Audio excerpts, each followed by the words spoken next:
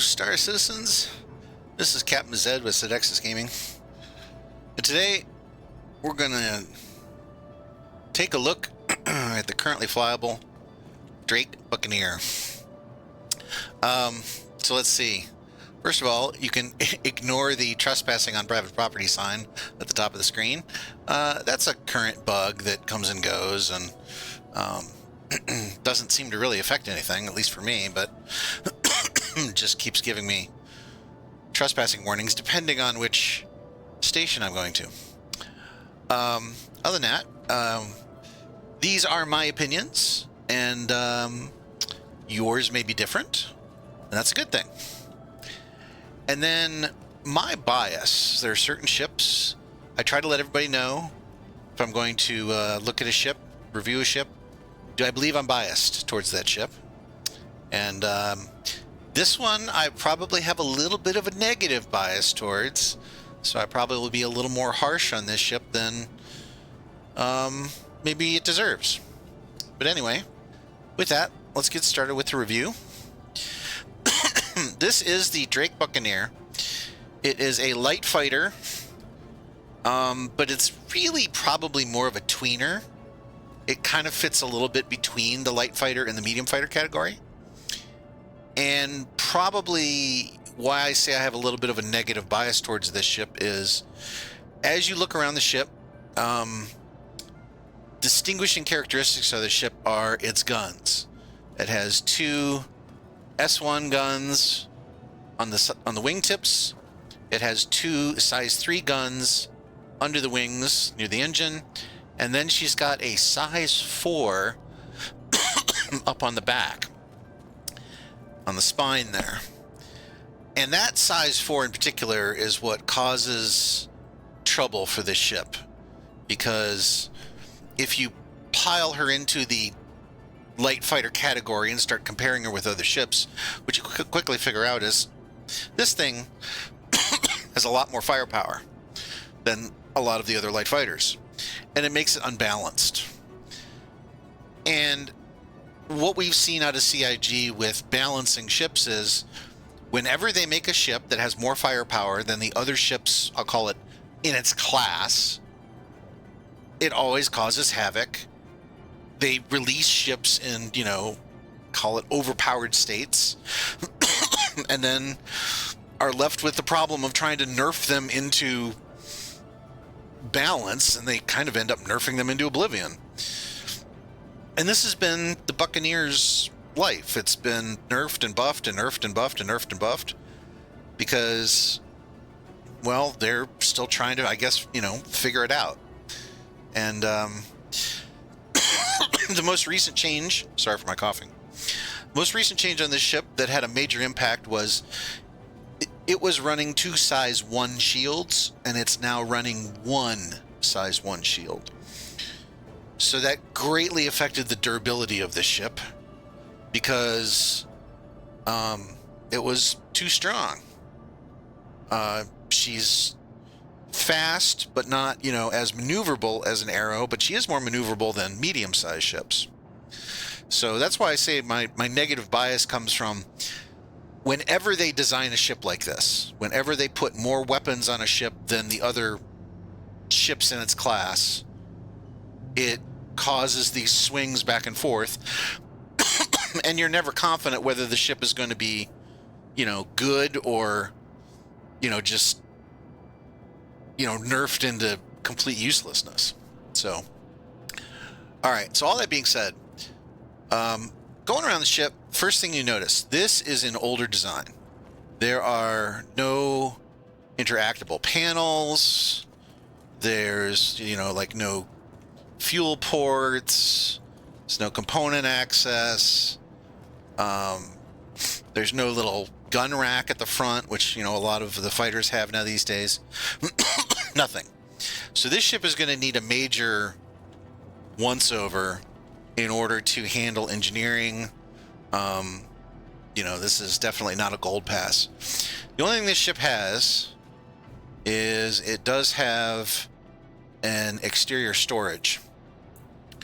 She's got 250K of external storage, and 250K is not enough to do a lot. Maybe, you know, a full set of armor, you know, with a couple of guns and some crews and something else. So this is purely a fighter. This is not a ship you're gonna, you know, use for carrying stuff. This is not a ship you're gonna use for bunker runs or any that other kind of thing. This is just purely a combat ship. Getting inside the ship.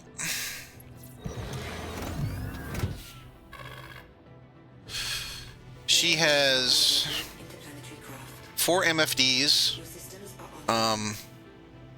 2 of them are kind of at eye line. 2 of them, you know, you have to look down a little bit to see. You got our radar in the middle. And then, as far as the rest of the cockpit, she does have these struts here, and that would bother some people, I know. Doesn't really bother me, but that is something to kind of, you know, take into consideration. Is she does not have this super clean cockpit of like something like a Gladius. So, all right. So now we've taken a look at her. Let's get her into combat and see what she can do.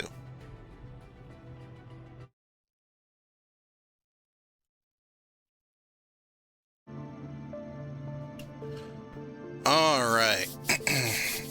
Welcome back to the combat review portion of our Drake Buccaneer test. So very quickly, we already covered the guns. Let's talk a little bit about what else she's got. She got 4 size 2 missiles. She has all size 1 components. She has 1 each of all of the components with the exception of the coolers, which she has 2. Her SCM speed is 240. Her SCM boost is 600. And pitch, roll, and yaw is 50, 42, 160. So that puts her in that category, like I said earlier. She is less maneuverable than a lot of the other light fighters, but she is more maneuverable than medium fighters. Kind of a tweener.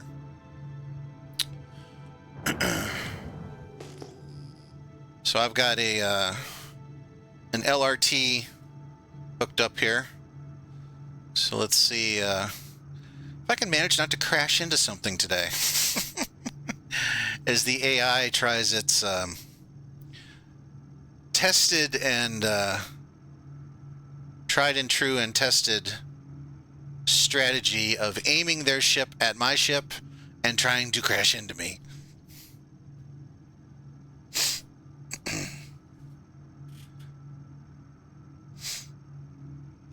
Now, overall, I've had the Buccaneer out quite a bit, and I must say I do enjoy flying her just because she kind of fits into my sweet spot of, you know, the kind of the level of ship performance I like. But I do notice the fact that she's squishy, like in comparison to, you know, flying a Hornet or something. So it definitely means, at least for my level of piloting, I would say I'm one of those people of, I enjoy piloting in this game. I'm just not always that good at it. Okay, he's 14 out. And what's my altimeter at? My altimeter is at a number so small on the screen that I can't see it. Anyway, what was I saying? Oh, I enjoy flying. I'm just not very good at it. So I do enjoy flying this ship. But she is a little squishy for me. I prefer flying my Hornet.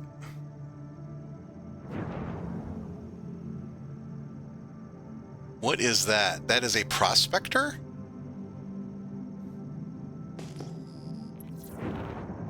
Okay.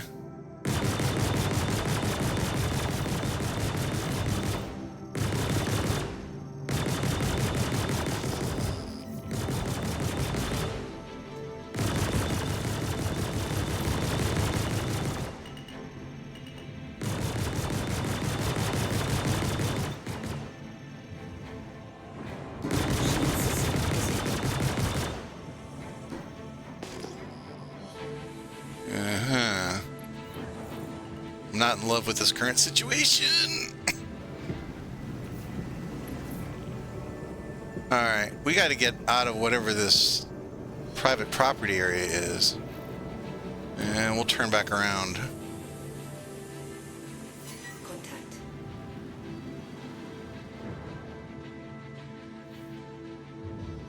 Let's take that out.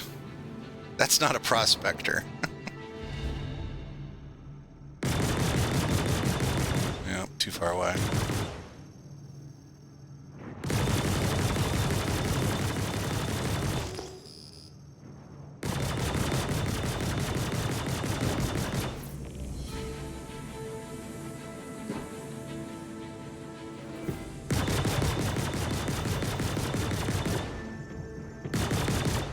Congratulations. Target is destroyed.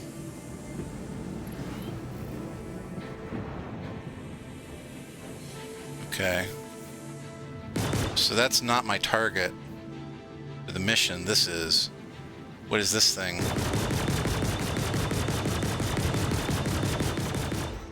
I don't know.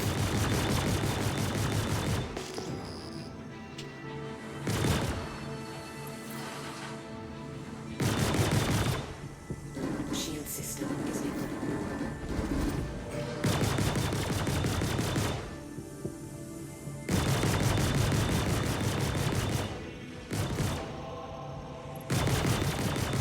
Congratulations. There we go. Target is destroyed. I think I'm going to get out of here.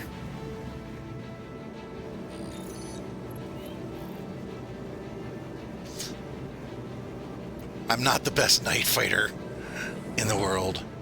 All right. So as you can see, against smaller targets, the maneuverability is good enough to get on their sides, on their rear, and the firepower of this thing just shreds, you know, light and medium fighters.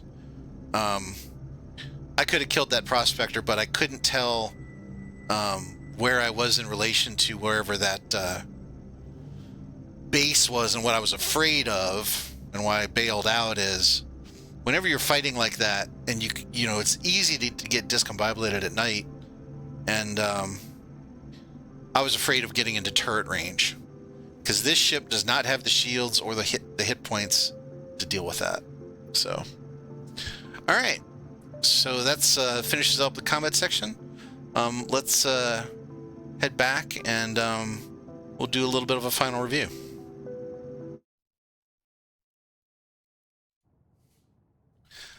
All right, Drake Buccaneer, final thoughts. Is this a good ship? Yes, it is. It performs its job relatively well. Where is it as far as, you know, in the hierarchy of spending money and, you know, would you buy it in game? Would you rent it? I would look at this ship. This is one of those ships that I look at and say, I wouldn't probably spend real money on it now. And what I say that is we still have way too many more changes to go through when it comes to, you know, balance and stuff like that. This ship could once again get nerfed into oblivion, and then it could, you know, rise from the dead again. And, you know, we still don't have a finished, you know, flight model. We don't have component damage. We don't have all those things. So of all of the ships in the game, this is one of those ships that has a high probability of continuing on the yo-yo train for a while of nerfs and buffs and nerfs and buffs. So I'd say if you really want to have one of these, go ahead and, you know, you can buy it in game for 1.6 million. You can buy it as a pledge for $110. You can also rent it in game. You know, give the ship a try out and see what you think of it. On my scale of 0 to 5, I give this 2.5. I think the ship has always had the problem of being overgunned, and I think it's going to continue to have that issue as we go through all of the, you know, different iterations of the flight model and the combat model.